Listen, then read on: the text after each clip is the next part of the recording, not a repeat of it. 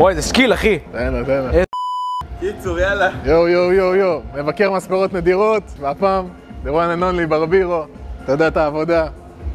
אח שלנו היקר, מה שנקרא. אח שלי היקר. אז יאללה, מה, תסייר לנו? מה אתה אומר? נעשה לך סיור במספרה? נראה לי, מה, לא? זה המספרה בגדול. איפה הסטייל? מאיפה הבאת את הרעיון הזה, בוא נגיד? וואלה, מהראש האמת. אתה הכל? סוליקו? ראיתי ויז'ן בפינטרסט, זה היה כזה עובדי ביוב ואנדרגראונד. זה הסל, אחי. מי שקולע משלם כפול.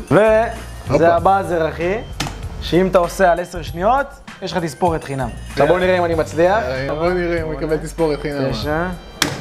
איי. אחי, זה אחד הקשים.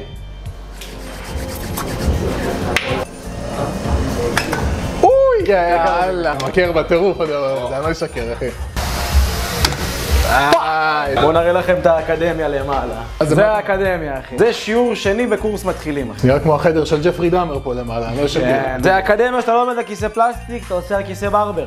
יש לך מראה, יש לך דלפק, יש לך תאורת ברבר שופ הכי טובה שיש. זו התאורה הכי טובה למספרה. ושימו גם לתוצאות של תלמידים, אחי, שיעור שני בחיים שלהם, ועשו כבר תספורת לא נגעו במספריים בחיים? בחיים לא נגעו במספריים, והנה תראה. קיצר, זה המספרה והאקדמיה שלנו בנהריה, זה הסניף בנהריה, יש לנו גם בתל אביב. מוזמנים להגיע, לבוא, להסתפר, ללמוד ספרות, מה שרק בא לכם, תגיעו, וגם אם בלי שום קשר. לא בא לכם אחד מהדברים, תבואו נעשה צ'ייסר. אנחנו היינו אצל ברבירו. The one and only. אוהבים אתכם, תירשמו לערוץ יוטיוב, שימו לנו עוקר. בפעמון, אחי, בדינג דונג. פעמון להכל. סובסקרייב.